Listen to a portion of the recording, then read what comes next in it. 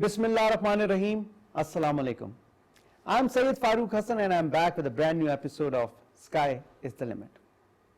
Viewers, our Pakistani females, our Pakistani young girls have made a mark globally in different fields. When I say different fields, I mean economy, sports, business, as an entrepreneur. And today I happen to be sitting with a certain individual who made her mark internationally, and now she is back in Pakistan to serve the country. Her love for Pakistan has brought her back. I am sitting with Kanwal Cheema. She is the Chief Executive Officer of My Impact Meter, a very rare and unique app that she developed and is now rolling it out. And besides that, she's also heading the Overseas Pakistani Entrepreneurs Lahore chapter. So let's hear from Kanwal Cheema, her story of success. Assalamu alaikum, Kanwal. Walaikum assalam. What a pleasure to be here. You seem to be in the news these days. You know, I keep on seeing you on different channels. So I thought, I'll catch up with you and introduce my viewers to you and your success story. MashaAllah, you've done very well. And hailing from a place near Gujranwala, Rakhar Mandi, I believe, and going all the way all over globally to Australia, Silicon Valley, and then coming back to Pakistan. So where did this journey start from? Do you want to know right from the beginning? Or? Yes, we'll start from the beginning. Your early, where were you born, your early school days, which school did you go to? And I was born in Islamabad. Okay. And then my very early school days were here in Beacon House. Okay. And then my parents moved to Riyadh.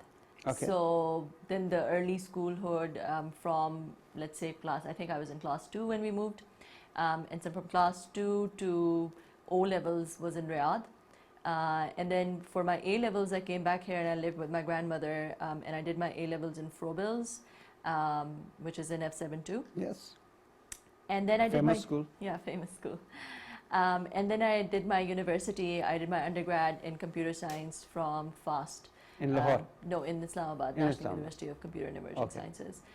So that's where I got my bachelor's degree from. And then I did a couple of fun things for a while, and then I joined Cisco, and I moved to Amsterdam. And then I lived in Amsterdam for a year. Met someone, came back to Pakistan, got married, and then I've been moving around with Cisco. Yeah, most recently I was in Australia. Okay. And then I lived in Australia for many years and came back to Pakistan in 2020. Okay. And so when we were talking, you were born in Islamabad. Your parents, your father was, which profession was he in? Both my parents are doctors. Both your parents are doctors? Yeah, so my father was a surgeon, orthopedic surgeon, and my mom was a gynecologist. Oh. And then when they moved to Riyadh, then my father started working for the Ministry of Health over there, and my mother was working privately. And so and my mom is still in Riyadh, so and my father passed away in Riyadh during COVID. So they both lived in Riyadh. I moved back to Pakistan. And your mother is still based there? My mother is still based in Riyadh. Wow. And were you the eldest of all siblings? I was the eldest of 4. Eldest of 4, okay. And so being the eldest daughter, eldest sibling, a lot of responsibility on your shoulders, huh? So were you like a naughty kid, or were you the studious type, the teacher's pet in school? I was the studious type. The studious type. And I was always the teacher's pet as well.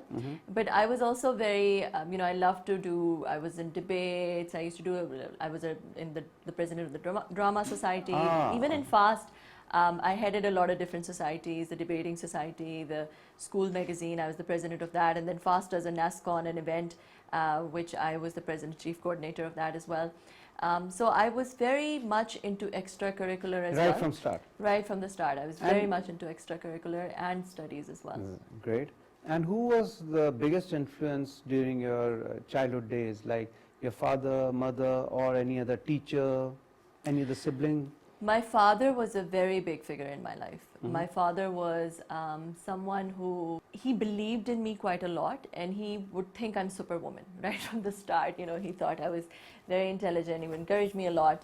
and you know, he would treat me like an adult, not like a Right from childhood. right from Probably being when I was the very young. eldest of Yes, the siblings. I was I was the eldest of not only my siblings but out of all the cousins as well, because my parents are both the eldest Oh, okay. children in their households. So out of all my first cousins, at least I was the eldest. So my father was someone who would, you know, really regard my intelligence and my wisdom right from the very beginning, and he would talk to me about world politics, about religion, about philosophy, events, and I remember we would go on long drives and have long discussions, very philosophical discussions, Okay. and I remember that from a very young age. So I think he really honed me and developed me in that way, in which, you know, I didn't think that I thought I could talk anything. about anything or do Wow. anything. He really Wow. believed in me, and that belief was what really propelled me in life Okay. forward as well. Great, awesome. And I'm sure you must be an extrovert, right? You would have been Very much. having a lot of friends, and you know, sports. Were you interested in sports? I was not, so that's the only area in which I wasn't so good. Okay. I did sports for a while, but I wasn't a star in that area, and that's not something that came very naturally. Naturally to you. I played badminton a lot, and I took up classical dancing for a while when I was in school, but that's it. That's I about it. didn't go in deep. So all this school days and all, you were living in Islamabad. So what connection with your home town, like Gujranwala or Agakhar Mandi for that matter? Well, like, did you used to frequent that place? Not frequently. I know I'm from there.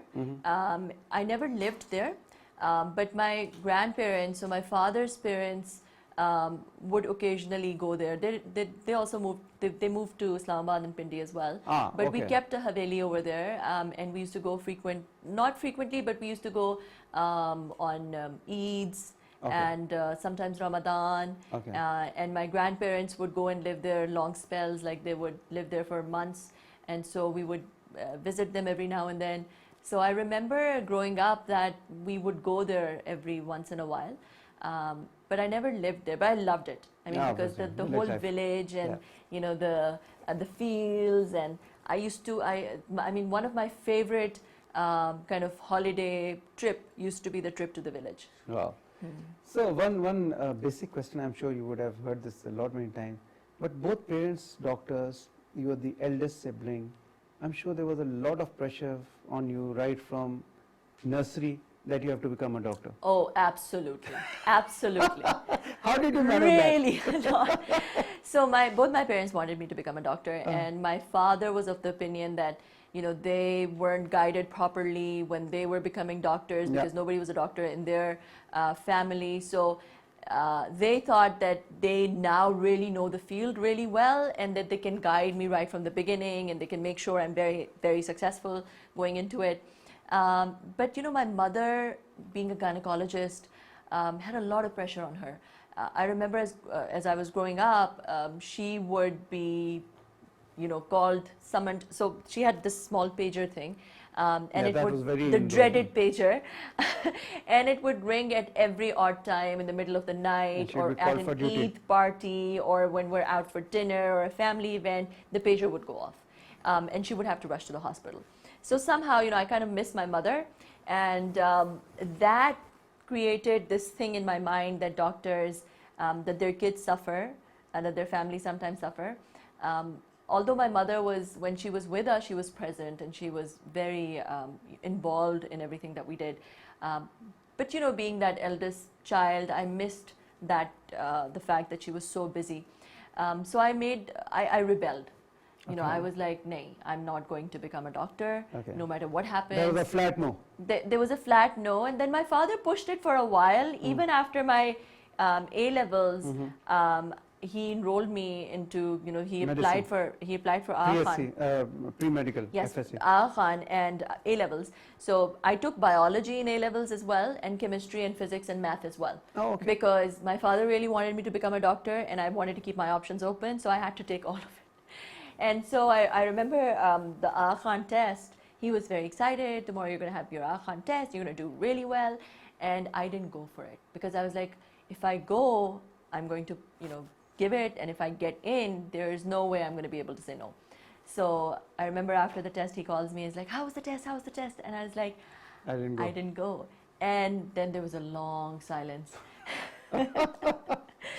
So, but later, when I went into Cisco, he was really happy with my decision. Obviously, because like God has a plan for everyone. No, but you yourself, seeing both your parents, it never occurred to you that this would come naturally to you, and you have to carry the legacy, and you'll get everything pre-made, because I'm sure they have a name which you can carry forward. It never appealed to you? It did, at some point maybe it did, but I rebelled against the fact because my mother especially was very busy. And second, I felt like I was better at math and programming. And rather than biology. Yes, rather than biology. I felt like you had to do a lot of route learning and things, and had to kind of use your memory a lot when it came to biology. Whereas, if you knew the algorithm for math equations, you could solve them. And I felt like my memory wasn't as good as my logical or analytical skills. So it was skills. a decision between memory and logic for that Yes, matter. I think it was, I enjoyed math a lot more than I enjoyed biology. So you got good grades in your O-levels and A-levels, both? I got really good grades in my O-levels. Okay. I got all A stars, Okay. but in my A-levels, I slacked. Mm-hmm. In my A-levels, I moved to Pakistan. Okay. And for the first time, I had a lot of freedom, and I was Change with of friends, environment, and change of environment, social life. and social life. And so I didn't get very good grades in A-levels. Okay. And that was the first time in my life Mm-hmm. when I did not get good grades. And you repented that? You were okay? I was shocked. You were I was shocked because, and I think that was one of the best things that happened to me in my life, because I think by that point I was very overconfident that, just before the exam, I'm going to study and I'm so intelligent, I'll do whatever I can do, this and I can do that. But I think that failure taught me that there's no shortcut for hard work and there's no shortcut for practice, and that nobody's born intelligent, that you have to put in the hours. Hard work. And so that, I think, was a very good learning experience. Wake-up call for that It was matter. a wake-up call. And it set the rest of my life. I think it really helped me in that. So after your A-levels, you joined the university, the FAST University? FAST, National University of Computer and Emerging Sciences is what it's called. Okay, and now. that was a personal choice, or was it, because your peers were doing it, your other friends were doing IT, so you said, I'll go into IT? Or was it a conscious choice that I want to make a career in IT? It was not that much of a conscious choice, because when I didn't want to become a doctor, the other options, the good universities in Pakistan were LUMS, GIK, FAST at that time. Those were the three ones. And I applied to all of them. And I got into GIK and FAST. And then it was, kind of checked it out, and I thought, and math was something that already excited me a lot. Programming, I'd looked into a little bit, and it was something that excited me as well. So it was a mixture of convenience and passion. And some of your friends, I'm sure, would also have had joined. Some of my friends did, but that wasn't the influencing deciding point. factor, yeah. Okay. How was the initial shock or reaction when you joined FAST? Because obviously, till college, like we study general subjects like biology, physics, chemistry, maths, very generalistic kind of subjects. But now you're specifically focusing on one subject or topic, which is IT, and IT is not an easy subject. It's difficult. How was the initial, how did you react? So FAST is very, it's a 4-year degree. So they teach you a lot of other things other than, so there are a lot of computer courses, but there are a lot of other type of courses. It's quite a comprehensive program. Yep. And the semester system was a bit shocking, because up until now you kind of just prepared for the final exam, and you went and did a good exam and you were done. In a semester system, you have to watch out for every quiz.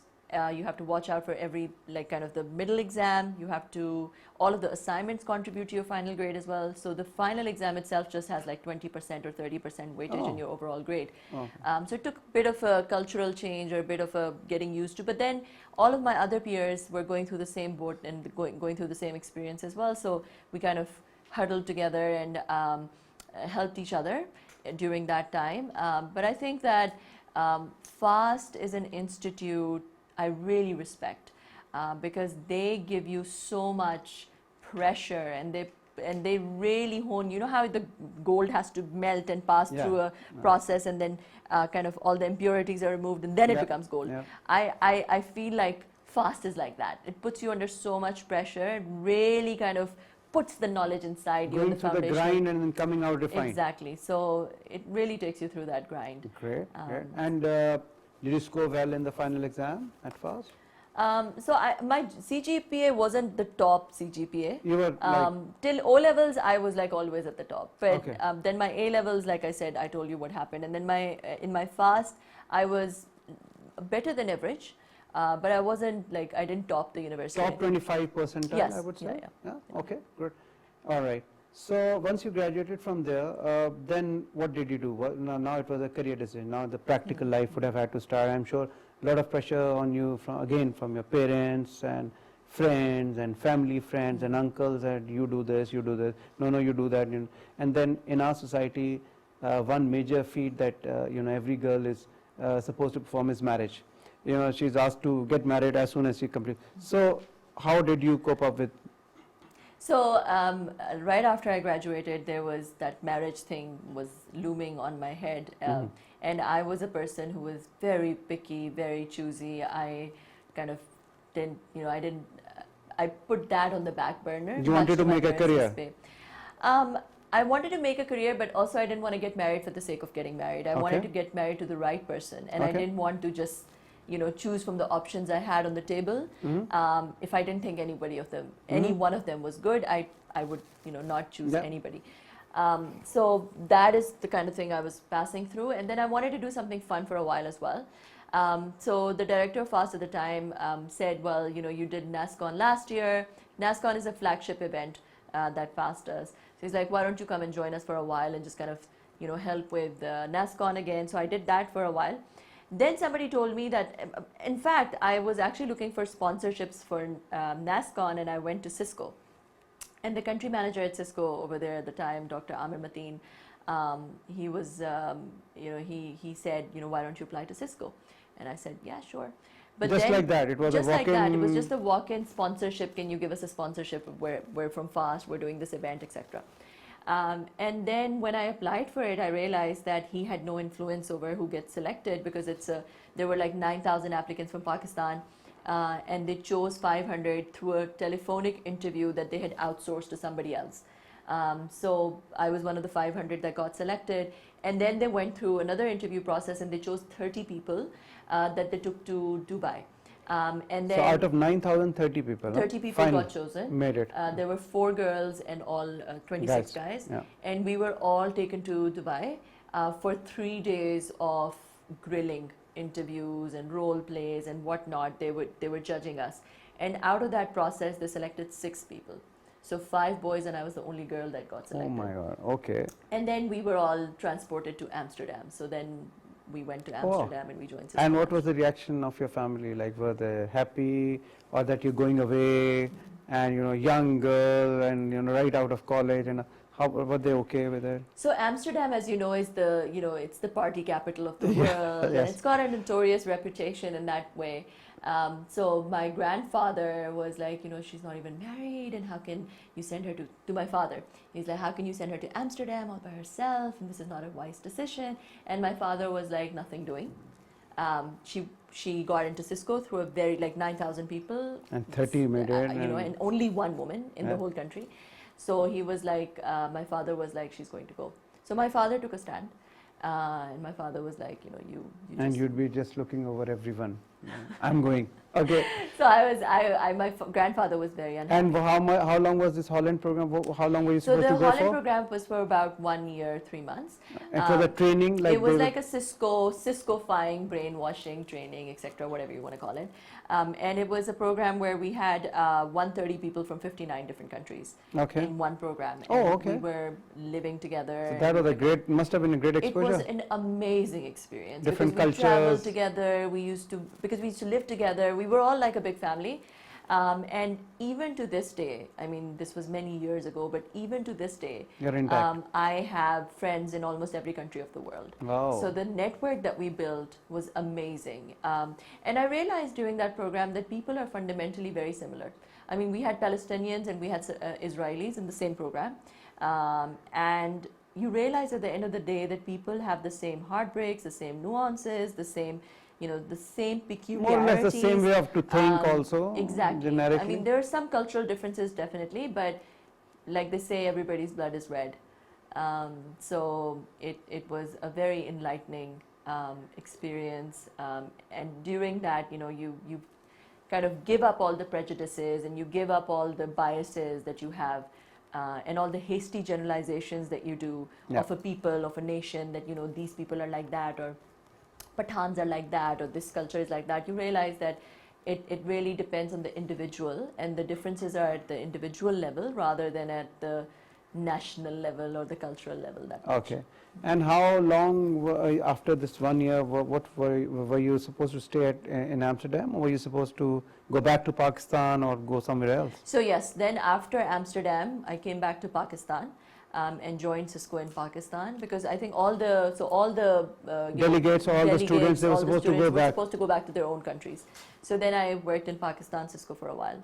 Okay, say about what, 1 year, 2 years? For a couple of years. Then I worked in Middle East as well. After that, I moved to Australia. With Cisco? With Cisco. So you've been always with Cisco for that matter? Yeah. All right. And when did you move to Australia?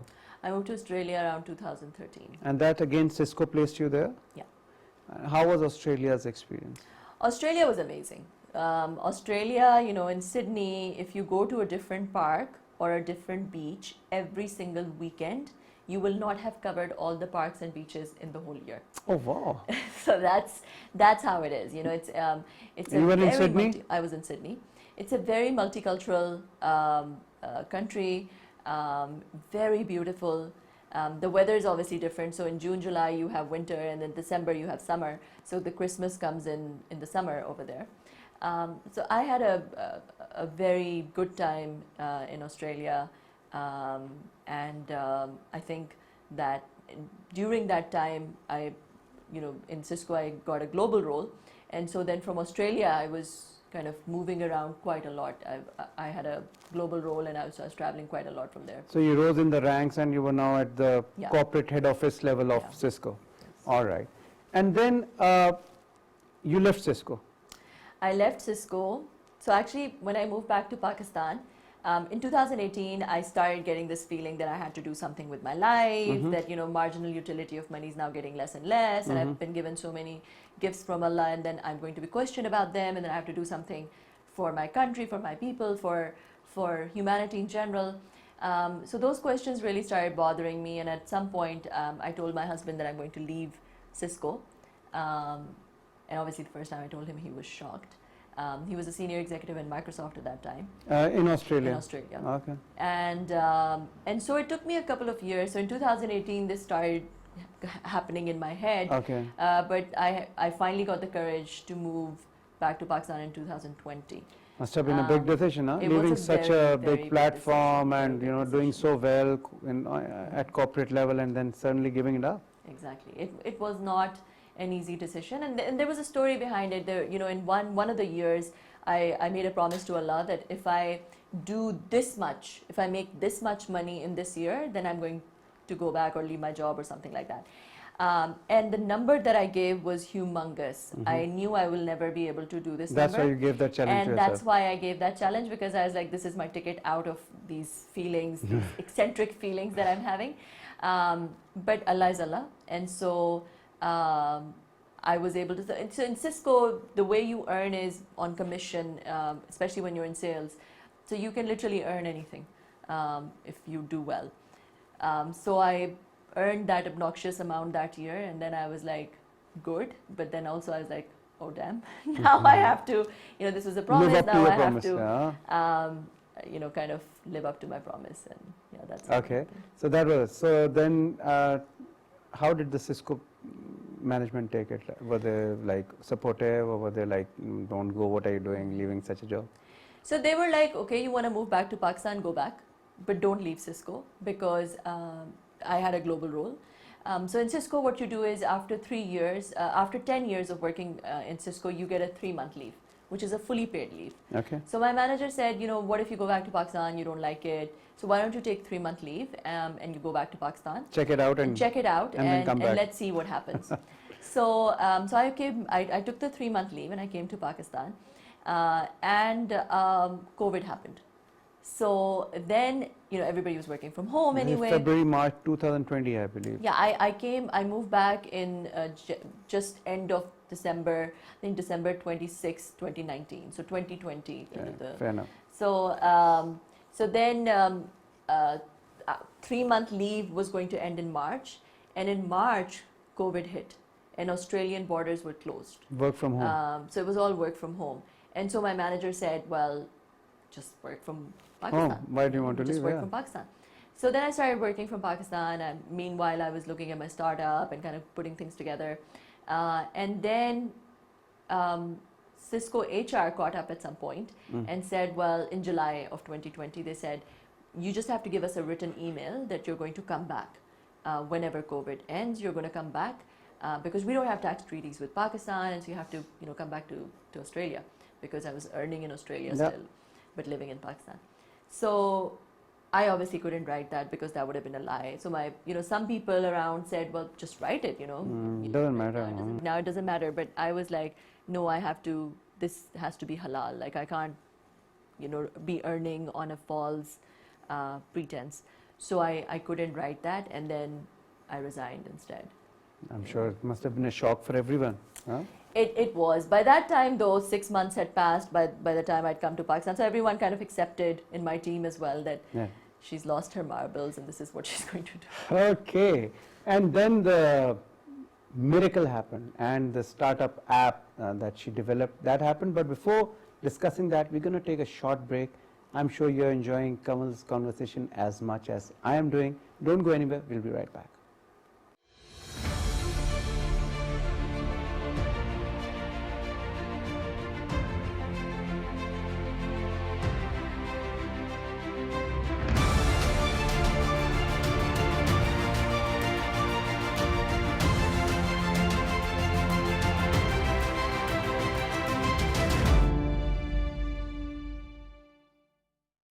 Welcome back to Sky's the Limit. I'm FAROOQ Hassan and I'm in conversation with Kanwal Cheema. Kanwal, you left Cisco, I'm sure after a 10-year long association. You would have also felt 16 years, of long affiliation with Cisco, a reputed firm.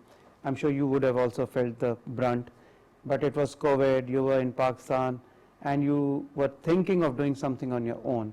What happened after that? So by this time, I'd also become part of the founding team of another company in the Silicon Valley, which we managed to raise $33.5 million in our Series A. So I was doing that, and I used to travel as well for that, back to the US quite a lot. So that was happening, and then My Impact Meter was the reason I'd moved back, and so I started My Impact Meter as well. What is My Impact Meter? So My Impact Meter is a central digital platform which digitalizes social philanthropic impact. It digitalizes charity essentially, but all kind of social philanthropic impact as well.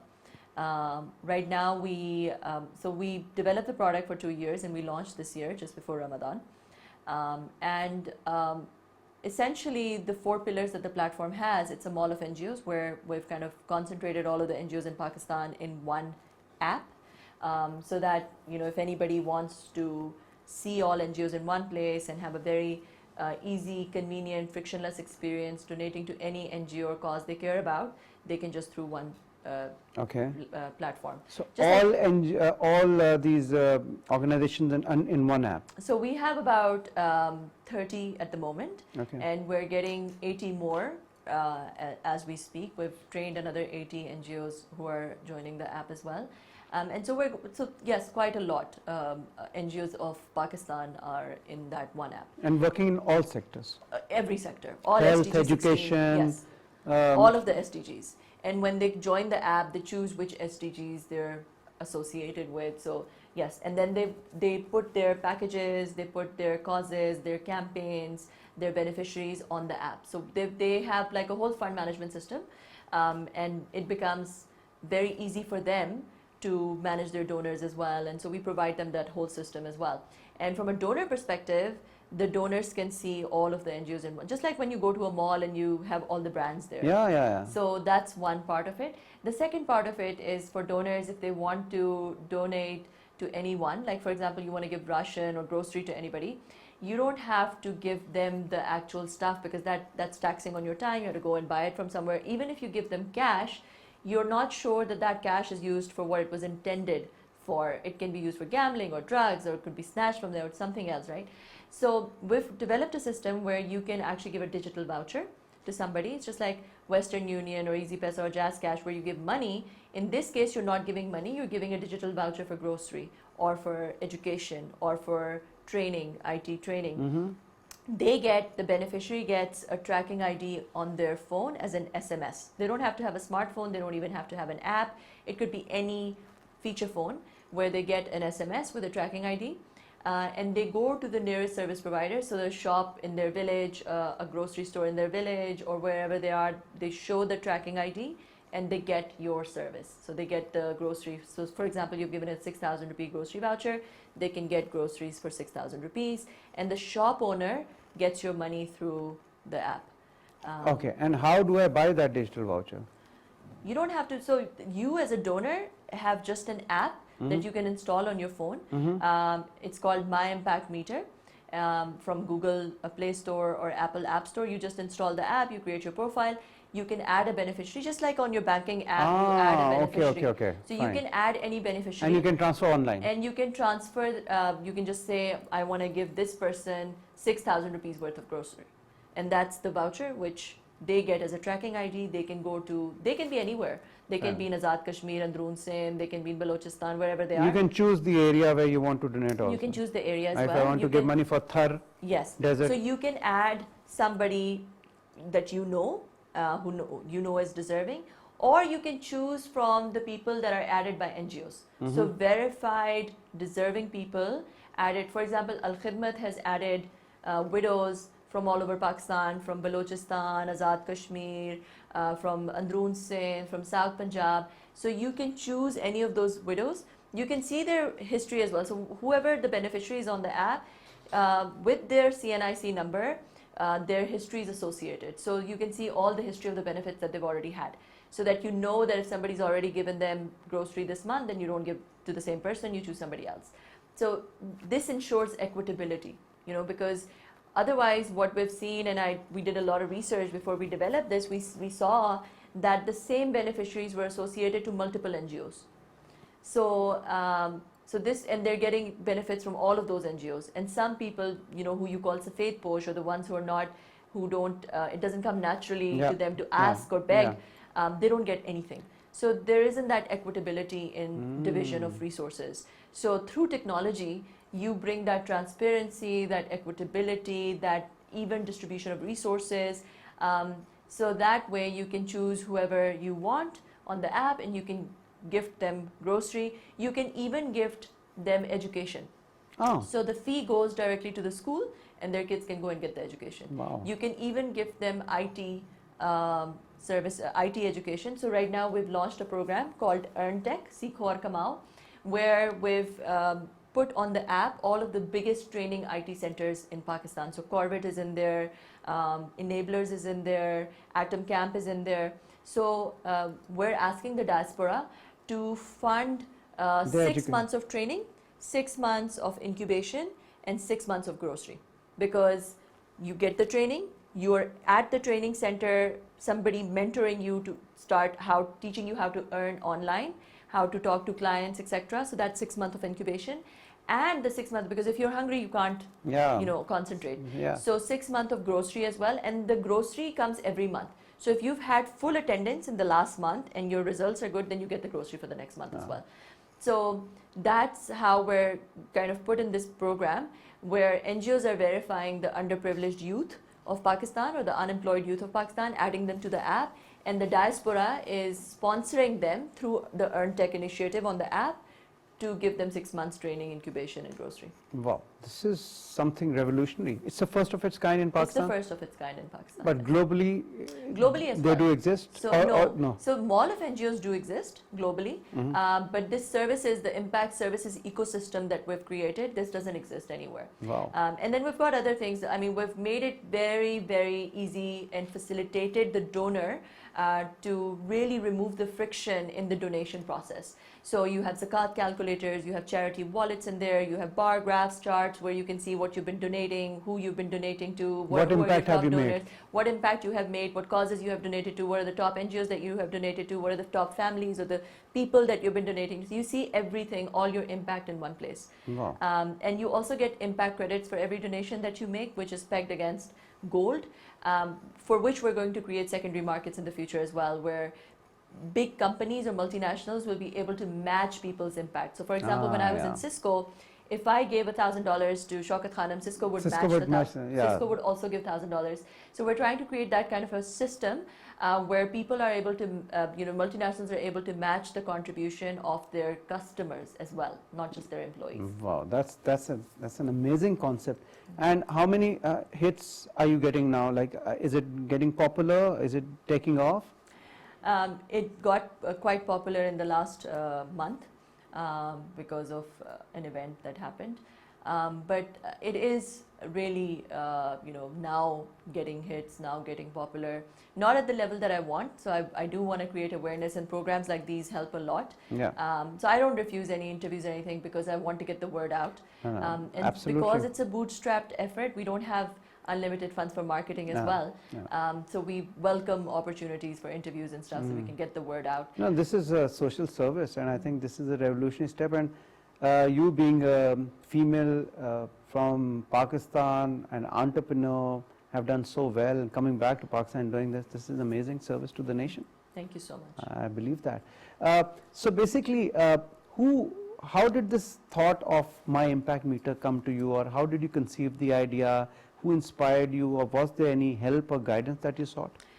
That's a very good question. So when I was in Australia, I did my MBA, and then I also did a degree in social impact. While I was doing my MBA, I started doing all these extra courses, and so UNSW, University of New South Wales, gave me an extra graduate certificate in social impact as well.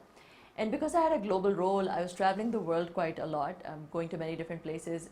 And what I started doing is that I started interviewing a lot of big NGOs around the globe and a lot of the big donors around the globe, and saw the gaps. Poverty is a wicked problem, right? And you need a systematic approach to resolve that issue. And the thing is that when you infuse technology in any sector, you bring a transformation in that sector. So for example, Uber came into the taxi industry and really transformed that whole industry. Airbnb came into the hospitality industry and transformed that industry, right?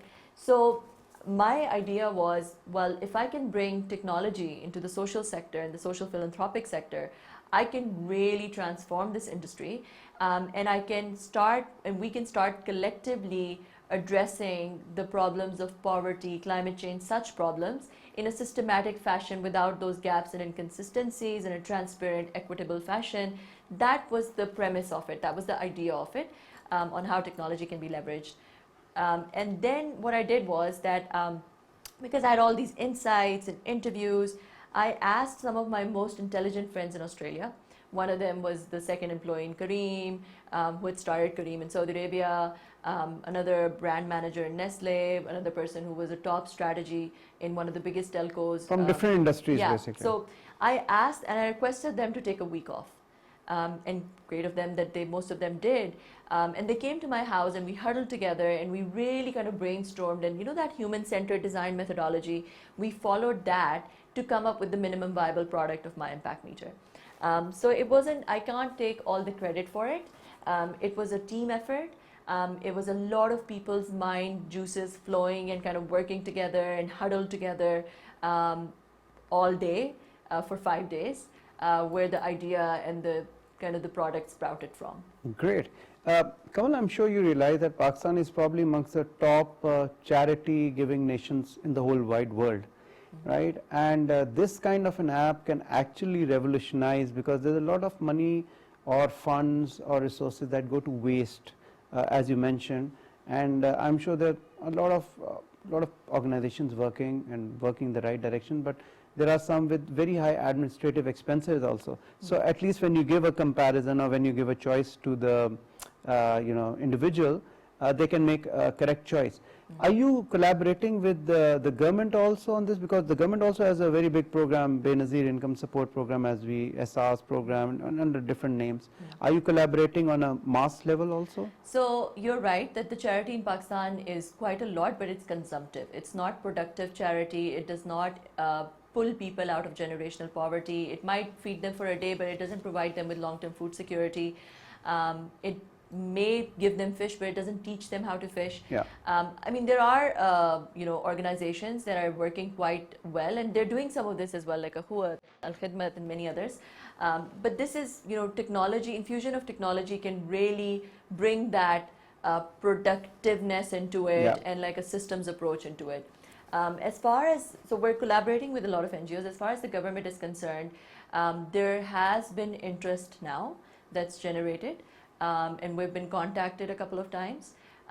In fact, we did an MOU with the Punjab Information Technology Board as well, where we decided to collaborate in ways, because the thing is that when you saw what happened with the people standing in lines to get the wheat flour, and how there was a stampede and some people died as well. Even the SARS program, amazing program, but the execution, the implementation. The list used to be with the grocery owner, and they became a mafia on it, right? So with the use of technology, those programs, BISP programs, SARS program, they can be made more transparent, they can be made more frictionless, they can be made more equitable, more productive. So now I feel there is some interest, and there are people who are talking to us.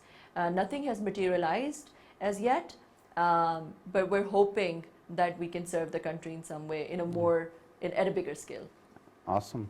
So tell me, as far as I can gather, I don't think this app is a commercial means for you to earn revenue for your own accord, right? It's more of a charity-based program. It is a technology platform, and it is registered with SECP. It's not an NGO. However, as far as I'm the biggest investor, and as far as I'm concerned, I've given an affidavit, and it's all open, that I do not even get a salary out of it. I do not take any money out of it. For me, it's not a commercial venture. But when we take it global and we attract investors, VCs, when you want to take an app global, you need VC money. And so you need to have some sort of strategy, a revenue generation, because there are only 144 NGOs that have crossed the 50 million valuation mark in the past 50 years, whereas there have been 50,000 companies or for-profits that have crossed that mark. So if you want to make an app global, to bring about a real change, it has to be able to attract capital. And so that's the reason it's a technology for-profit platform. As far as I'm concerned, for me, it's not a money-making commercial venture. So you are also heading the Lahore chapter for Organization for Overseas Entrepreneurs. Tell us something about it. What does it do? What's the scope, and what initiatives have you brought about, being the president of the Lahore chapter? And I'm sure this My Impact Meter is not probably the only venture that you're doing. I'm sure you're doing other commercial. You would have other commercial interests also. Tell us about them. So, Organization of Pakistani Entrepreneurs has 14 chapters around the globe. It has about 350 charter members. The worth of just the exits of those members, Pakistani origin entrepreneurs all over the world, is more than $12 billion. So it's quite a large network of Pakistani entrepreneurs from all over the world. And it provides kind of opportunities for that network to collaborate together and create more things. But also recently we've become more active in Pakistan, and I'm heading the Lahore chapter, and we're trying to do things to help the Pakistani entrepreneurial, the startups in Pakistan. And so we launched a couple of programs with Open Silicon Valley, the Silicon Valley chapter, and one of them is Open Startup Connect, where we're asking we had road shows in every city in Pakistan, at least the 3 major cities, and we had a lot of NGOs apply to the program. We chose 14 and took them to the Silicon Valley and kind of mentored them and made them meet with VCs and took them around and really kind of helped them groom themselves further. And we do lots of similar programs like that. We had the Trusted Partner Network, another initiative. Then Open Silicon Valley and the Open Chapters in Pakistan collaborated, and we had an investment in Pakistan conference on the 9th of September in Serena right now, where we brought some of the biggest Pakistani names from all over. So the president of Marvel, Raghib, was there. The head of procurement in Google is also Pakistani. He was there. Naveed Sherwani, who's kind of the father of the micro semiconductor industry, he was there. So we brought a lot of Pakistanis together, and the government stakeholders and other private sector stakeholders, to see where investment can be done in Pakistan, and raised significant investment pledges during that event on the 9th of September here in Serena. So these are the kind of events that we do, and we try to make connections for Pakistani businesses wanting to expand globally, and for global businesses wanting to come to Pakistan. We're kind of the glue. Okay, great. And then the other initiatives that I have a consulting firm where I consult with various companies, a software house as well, because that's the commercial, the side. And the money I make there funds my impact meter as well. Great, awesome. What are your future plans? How do you want to take this forward? So my impact meter is being piloted in Pakistan, but it is a global platform. It is going to be a global platform. Right now, the donors can be anywhere in the world. We've already got 40 countries from where the donations are coming into my impact meter for different NGOs and other people, supporting people with grocery and food and education. But we want the NGOs and the beneficiaries and the commercial service providers like schools and grocery stores can only be in Pakistan right now. But we want to take it to other countries as well. Okay. So we are planning that in the future, maybe next year, we're going to take it to another country. And then eventually it will become a global platform where we're going to add more services. So right now, NGOs can have any type of cause or campaign, but if you want to give direct service to somebody, you can only give them grocery or education. We want to be able to add health services, diagnostic labs, pharmacies, medicines. We want to be able to add essential furniture, for late women getting married. So we want to be able to add a lot of other services and expand to other countries, and that's you want to basically grow this app, and it's an ongoing process basically. What are the major challenges that you faced while rolling this initiative out? So in Pakistan, there's a lot of challenge around regulation. The challenge is around the policies that the government has. With the changing government, sometimes the policies change a little bit, and that can become challenging. Dealing with the different stakeholders can become challenging. But overall, I feel that it has been a smooth ride for me. It hasn't. I don't have complaints, big complaints. Allah has helped a lot. I think when you put your mind to the fact that you're going to do something for Allah, miracles happen. Yes. And you find that Allah makes ways for you from places you least expected. And things just sort out. Awesome. Absolutely, I believe in that. Any of your siblings joining you in the IT field or in this? So my brother is already very much in the IT field. He's a partner at McKinsey based in Palo Alto. My sister is a doctor, and then my youngest worked with me at my impact meter for a while, but now she's doing her own thing. She worked at IBM, so she's in IT, fully into IT. Okay, so you basically changed the whole norm from medicine to IT. You are the person. Only one sister went into medicine. She became a doctor. She's going to carry the legacy. She's going to carry my parents' legacy forward. All right. Okay.